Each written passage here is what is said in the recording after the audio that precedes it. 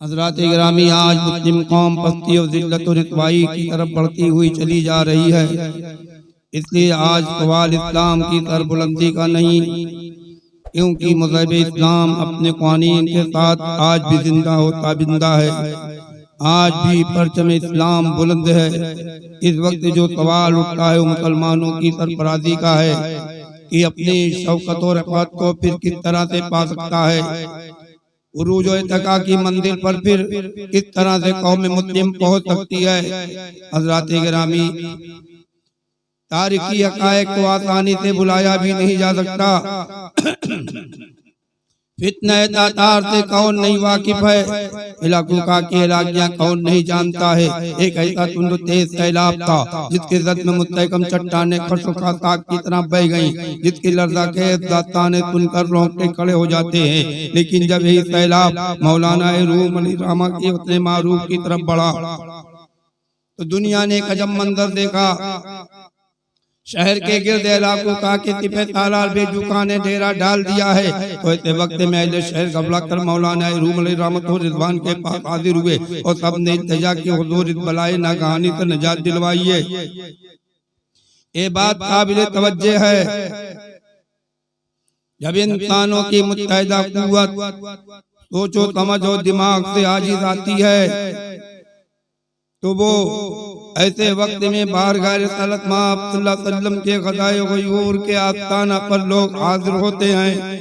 आज चाहे जो कुछ औलियाए किराम के बारे में ख्याल काम हो, लेकिन मालूम हुआ कि पहले के मुसलमानों का अकीदा था कि हजारों तलवारें एक मर्द मोमिन की निगाहें भर के पास का जवाब नहीं दे सकती। न तक तो ताज लश्करों सिपा में है, जो बात मर्द कलंदर की, जो बात मर्द कलंदर की एक निगाह में है। बहरहाल मौलाना रूम ने अकीदतमंदों की दरख्वास्तें मंजूर फरमा ली, मुसल्ला उठाया और तस्बीह हाथ में ली। ठीक बेजूखा के सामने मुसल्ला बिछाकर बैठ गए। बेजूखा ने जब ये मंजर देखा तो गुस्सा से लाल पीला हो गया। उसने हुक्म दिया बढ़कर सर कलम कर दिया जाए। फिर घोड़ों को एड़ दी गई, मगर घोड़े हरकत न कर सके। पैदल हमला करना चाहा तो हासिल हो गए। चाहा कि बढ़कर तीरों से चलनी कर दिया जाए, मगर कमाने न की सकी। बेजुगा ने मंजर देखकर कहा मुआसरा उठा लिया जाए। रूहानी ताकत का हमारे पास कोई जवाब नहीं है। उस वक्त एक अजब मंजर था। इधर एक गलीब पोत बोरिया नशी तस्बीह के दानों को हरकत देता जा रहा है, इधर पतो नुसरत के मनाजिर बदलते जा रहे हैं। एक इनकलाब पैदा होता जा रहा है। कोई अंदाजा कर सकता है इनके कुव्वते बाजू का। निगाहे मर्द मोमिन से बदल जाती हैं तकदीरें, निगाहे मर्द मोमिन से बदल जाती हैं तकदीरें। हज़रात मोहतरम, आज मुखालिफीन इस्लाम की आम राय यही है कि इस्लाम तलवार के जोर से फैला है, मगर याद रखना है हैरत उस वक्त उन लोगों की और बढ़ जाती है जब तारीख के सफ़हात को पढ़ता है कि चंद बेसरोसा माबोर या नशी रेगदार अरब से उठे और जुल्म सितम के नशीमन को फूंकते हुए चले गए। या वादिये जी गैर रास्ते निकले और अब्र बनकर छा गए, जिनके रुशाते कलम तवीराने भी लहलहा उठे। दस्तो जबल बागो बहार बन गए। यकीनन हर कामी उस जहन के सामने फौरी तौर पर सवाल आता है, आखिर वो कौन से असबाब थे जिन्होंने इस्लाम की तरक्की में मदद की। इस तरह मज़हब इस्लाम के ऊपर गालिब आ गया। शायद मुझसे कोई ये पूछे इसके असबाब को समझने और समझाने की क्या जरूरत है। खुदा ने चाहा और हो गया। इन्नल्लाह अला कुल्लि शैइन कदीर, वो तो इज़्ज़ुम तशा वो तो दिल्लु मन तशा। खुदा कादिर मुतलक है, जिसे चाहे इज्जत दे, जिसे चाहे जिल्लत दे, जिसे चाहे सरफराज करे, जिसे चाहे पस्त करे। वही रहनाए कारवां को दोषे हवा पर बुलंद करता है, वही शबाबे साकिब को नुगुतार कर देता है। खुदा तो वो है जिसने बनी इस्राइल को सदियों की गुलामी से निजात दिया, जिसने फिरौन का ताकती बेड़ा दरियाए नील में गर्क कर दिया। अगर वो चाहे तो एक गदाए बेनवा को शिकवे कैसरी दे दे, गर्द राको रफते शुरैया कहकशा का जमाल बख्श दे। खाक के जर्रों को पौधों का की रहनाइयां दे दे। खुदा वो है वो चाहे तो मसले गर्दों को सियापोश कर दे, आत्मा रवा दमा किन दीने धुआं दे उठाए। अगर चाहे तो दिल के दागों को ताबिंदगी दे दे, तो बेसादिक की रहनाइयां बख्श दे। यकीनन यकीनन हमारे खुदा में सब कुछ कुदरत है। ये सारी कायनात जिसके घर पे कुन की तफसीर है, दरअसल उसकी मशीयत ही से इस्लाम ने तरक्की किया है, उसी की मर्जी से इस्लाम ने तरक्की किया है। ये जवाब तो एक सच्चे खुदा परस्त के लिए काफी है। मगर यहाँ पर मैं चाहता हूँ तारीखी मुशाहिदे की रोशनी में मैं मिसालें पेश कर दूं, जिससे अपने तो अपने गैरों को भी मजाले इनकार न रह जाए, और कम अज कम इंसाफ पसंद इल्जाम आयद न कर सके कि मज़हब इस्लाम तलवार के जोर से फैला है। तो मुझे बताओ तलवार चलाने वाले कहाँ से आए? फिर कौन सी कुव्वत थी जिसने सिद्दीक़ बावकार फारूक हकनुमा को बारगाह रिसालत सल्लल्लाहु अलैहि वसल्लम में लाकर खड़ा कर दिया? हैदर कर्रार और खालिद जर्रार को इस्लाम की पसंद पर किसने आमादा किया? मानना पड़ेगा मज़हब इस्लाम में तेगे हानी के अलावा कोई तलवार जरूर थी, और वो हक व सदाकत की शमशीर बुर्रा थी। इखलाक की तलवार चलती है तो कुफ्र पारा पारा हो जाता है, काफिर नहीं करता है बल्कि उसका कुफ्र कट जाता है, उसका कुफ्र पारा पारा हो जाता है। आइए मैं आपके सामने एक अहमियत एक इखलाकी के मनाजिल पेश करता हूँ, जिससे आप इखलाक की सही कुव्वत का अंदाजा हो जाएगा। ताजदारे कायनात एक तरक्की के साए में आराम फरमा रहे हैं, तलवार एक शाख में लटका दी है। एक दुश्मन इस्लाम आता है और मौका गनीमत जानकर तलवार उठा लेता है और कहता है मोहम्मद सल्लल्लाहु अलैहि वसल्लम अब तुम्हें मेरे हाथों से कौन बचा सकता है?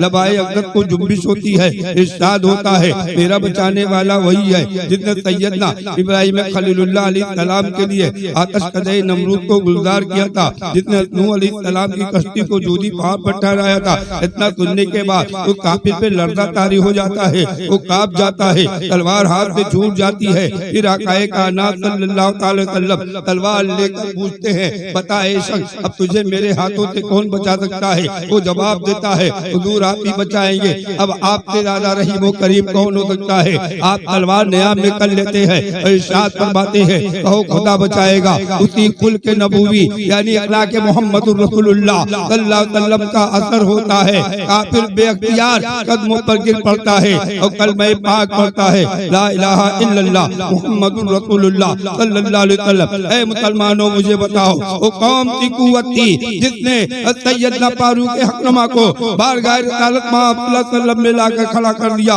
तो मैं कहूंगा सिर्फ और सिर्फ आकाए कायनात सल्लल्लाहु अलैहि वसल्लम का इखलाक पाक था, जिसकी बुनियाद पर सैयदना फारूक आज़म रज़ियल्लाहु दामन इस्लाम से वाबस्ता हो गए। वो उमर जो बारगाह रिसालत सल्लल्लाहु अलैहि वसल्लम ने शमशीर बकप आए थे और इरादा करके आए थे आज मुसलमानों के पैगंबर का फैसला कर देंगे।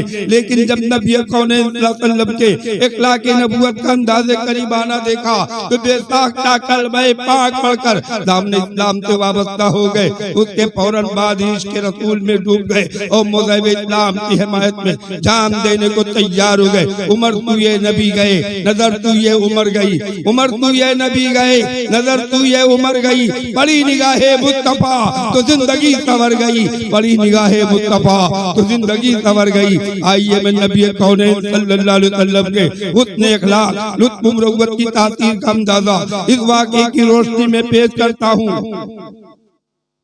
ज़ैद इब्न क़ुना जो उलमाए यहूद के ज़बरदस्त आलिम शुमार किए जाते थे, शहंशाह दो जहां सल्लल्लाहु अलैहि वसल्लम के जिम्मा कुछ कर देता जिसकी अदायगी के लिए तारीख मुअय्यना मुकर्रर थी। ज़ैद इब्न क़ुना तारीख मुअय्यना से पहले आते हैं और नबी रहमत सल्लल्लाहु अलैहि वसल्लम सरवर कायनात सल्लल्लाहु तआला अलैहि वसल्लम के साथ शिद्दत के साथ पेश आते हैं और शिद्दत के साथ अपनी रकम का मुतालबा भी करते हैं। आकाए कायनात सल्लल्लाहु अलैहि वसल्लम के सामने नाज़ेबा जुमले अदा करते हैं। रहमत आलम सल्लल्लाहु अलैहि वसल्लम ने इरशाद फरमाया ऐ ज़ैद इब्न क़ुना मुअय्यना तारीख अभी नहीं आई है, फिर इतनी शिद्दत क्यों करते हो? उसके बाद नबी कौनेन सल्लल्लाहु अलैहि वसल्लम की शान अक़दस बिन नाज़ेबा जुमले भी अदा किया। ये सुनकर सैयदना उमर फारूक आज़म बेचैन बेकरार हो जाते हैं, अर्ज करते या रसूल अल्लाह इजाजत दीजिए तुम्हें गुस्ताख की गर्दन उड़ा दूं। इरशाद रसूल होता है उमर तुम्हें ऐसी बातें नहीं करनी चाहिए, बल्कि ज़ैद इब्न क़ुना से कहना चाहिए था तकाज़ा का सलीका सीखो, नरमी बरतो, और तुम्हें कहना चाहिए था अदायगी का बंदोबस्त जल्द कर दिया जाए। उमर ये ना भूलो तेरे दामने करम तुम्हारी परवरिश होती है, तुम रहमत आलम के परवरदा हो और तरबियत के आफताब हो। उसके बाद नबी रहमत सल्लल्लाहु अलैहि वसल्लम ने इरशाद फरमाया ऐ उमर जाओ कर्ज का जल्द से जल्द बंदोबस्त कर दो और 20 लाख खजूर इनको और ज्यादा दे दो। ज़ैद इब्न क़ुना ने हज़रत सैयदना उमर फारूक आज़म से पूछा ये 20 लाख खजूरें ज़ायद क्यों दी जा रही हैं? तो सैयदना उमर फारूक आज़म ने इरशाद फरमाया मेरी सख्त कलामी का कफ़ारा है जो मैंने तुम्हारे साथ सख्त कलामी की है। फिर ज़ैद इब्न क़ुना ने कहा कि ऐ उमर तुम मुझे पहचानते हो? आपने कहा नहीं। ज़ैद इब्न क़ुना ने कहा मैं यहूद का एक जबरदस्त आलिम हूँ, मैं ज़ैद इब्न क़ुना हूँ। सैयदना उमर फारूक आज़म रज़ियल्लाहु ताला अन्हु हैरत से सुनते हैं और कहते हैं फिर गुस्ताखी की क्या वजह थी?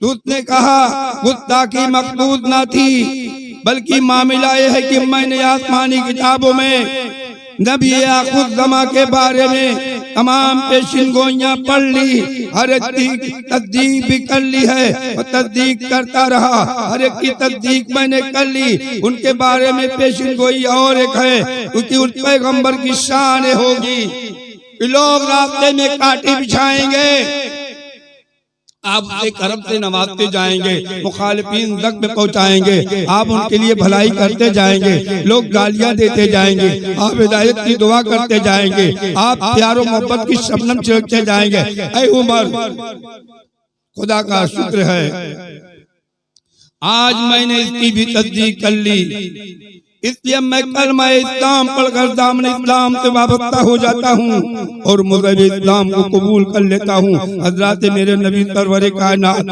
सल्लल्लाहु अलैहि वसल्लम का इखलाक़ हक़ है। इतने जालिम है वो लोग जो कहते इस्लाम तलवार की जोर से फैला है। मैं कहता हूँ इस्लाम तलवार की बुनियाद पर नहीं फैला है, बल्कि इखलाक़ की तलवार की बुनियाद फैला है। जबकि लोहे की तलवार चलती है तो काफिर का सर कटता है, लेकिन जब इखलाक़ की तलवार चलती है तो काफिर का कुफ्र नहीं कट जाता है।